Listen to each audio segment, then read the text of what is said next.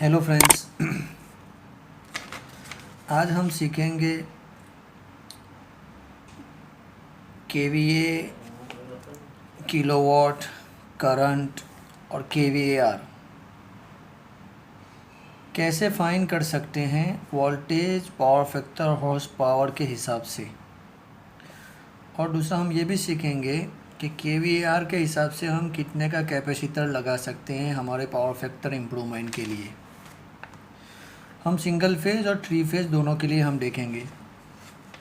पहले हम single phase का एग्जांपल ले लें। सिंगल फेज में हमारे पास वोल्टेज है 230 वोल्ट, पावर है 10 HP और पावर फैक्टर है 0.8। इस सिंगल फेज के लिए आपको 10 HP का मोटर शायद नहीं मिलेगा, तो हमने 10 HP इसलिए लिया है कि हम सिर्फ एक्सप्लेनेशन देखते हैं कि कैसे उसको किलोवाट केवीएआर में कन्वर्ट करते हैं। इसके लिए हमने 10 HP लिया है। 1 HP इक्वल टू होता है 746 वाट। ओके, तो 10 HP बराबर कितना होगा? 746 वाट। ओके, तो हम केवीए फाइन कैसे कर सकते हैं? 10 HP बराबर होता है 7460 वाट। ओके, तो उसको हम किलोवाट में कन्वर्ट करेंगे तो हो जाएगा 7.46 किलोवाट। अभी किलोवाट के हिसाब से हम फाइन करेंगे केवीए, तो उसका इक्वेशन है kilowatt divide by power factor. Kilowatt हमारे पास है 7.46, पावर फैक्टर है हमारा 0.8। तो उसका जो जवाब आएगा वो हमारे पास आएगा 9.3 केवीए। यानी हमने सीखा HP से कैसे किलोवाट में कन्वर्ट करता है और किलोवाट को कैसे केवीए में, ये हमने सीखा। अभी हम फाइन करेंगे करंट। करंट को फाइन करने के लिए हमारे पास एक इक्वेशन है P equal to VI cos phi. Single phase है, इसके लिए रूट नहीं हम लगाते हैं। तो I इक्वल टू क्या हो जाएगा? P divide by V into cos phi.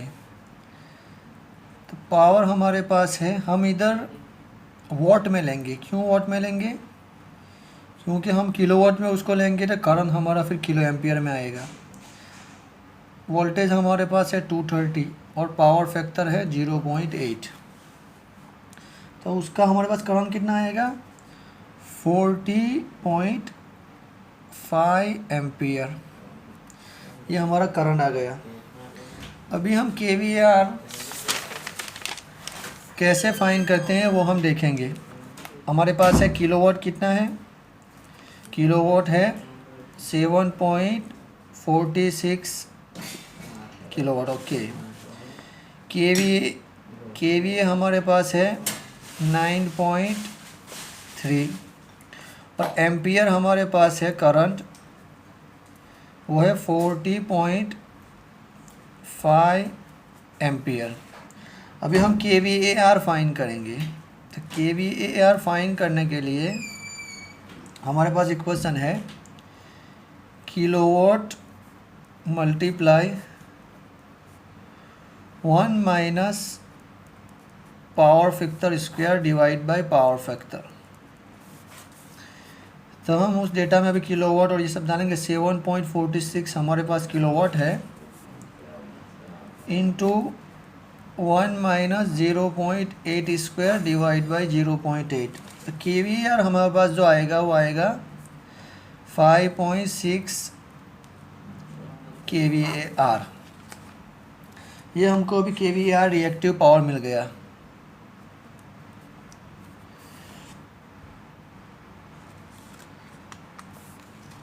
अभी हम केवीएआर के हिसाब से हमको कितने का कैपेसिटर हम लगाएंगे वो देखेंगे। जैसे मेरा सिंगल फेज है, ये मोटर है सिंगल फेज है।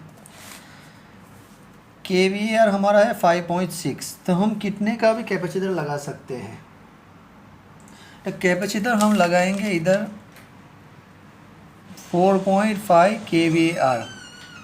क्यों हम कम लगाते हैं, इधर लगाएंगे कैपेसिटर, क्योंकि हमारा जो पावर फैक्टर होता है वो लोड और RPM के हिसाब से कभी घटता है कभी बढ़ता है। तो अभी हम 5.6 KVAR का कैपेसिटर लगा दें और कभी लोड कम हो गया तो ओवरलोड हो जाएगा।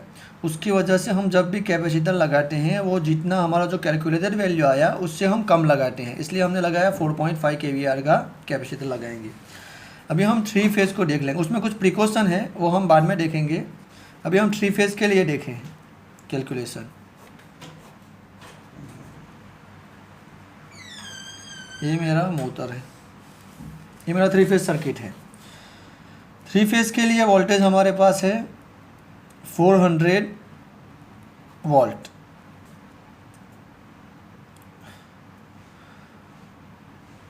पावर फैक्टर हमारा है 0.8 और जो पावर है वो हम 10 HP ही लेंगे।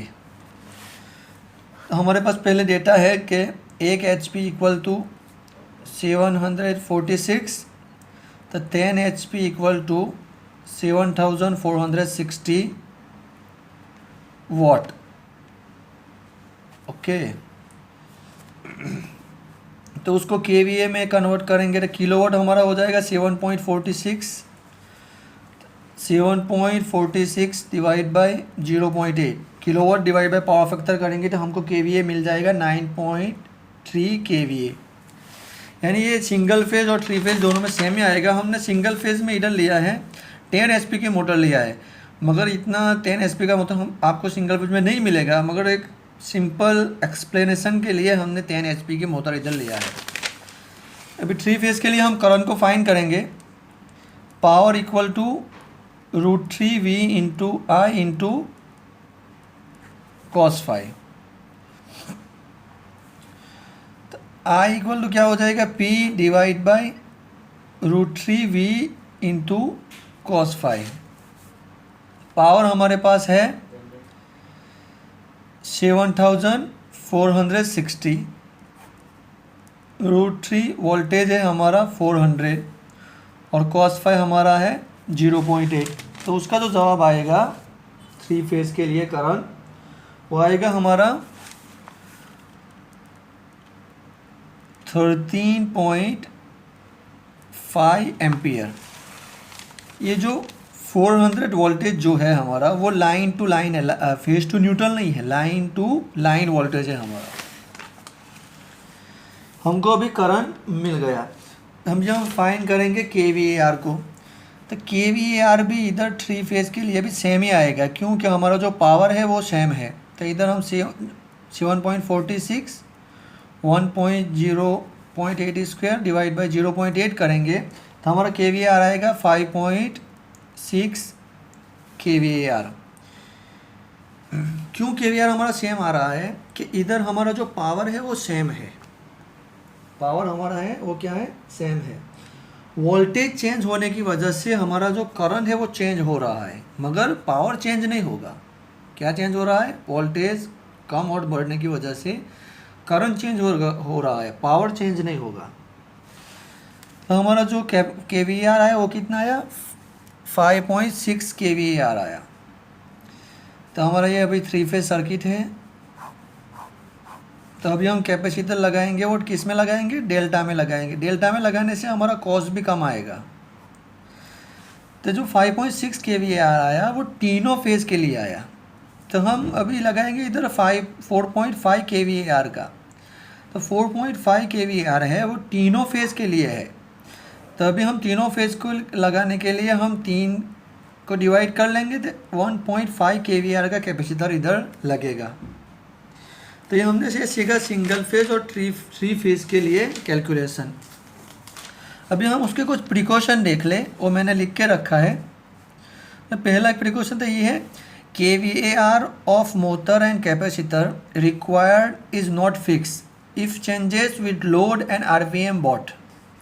यानी जो KVAR है मोटर का, वो मोटर का जो लोड है और RPM है वो चेंज होने की वजह से हमारा जो KVAR है वो भी चेंज होता रहेगा, यानी पावर फैक्टर भी चेंज होता रहेगा। तो अभी हम फिक्स की कैपेसिटर लगा दें, तो कभी लोड और RPM चेंज होने की वजह से हमको इस कैपेसिटर को चेंज करना पड़ेगा। तो उसको हम, ये जो ड्रॉबैक्स है उसको कंपेंसेट करने के लिए हम ऑटोमेटिक पावर फैक्टर कंट्रोलर का यूज़ कर सकते हैं। दूसरा प्रिकॉशन ये है, over compensation will generate over voltage.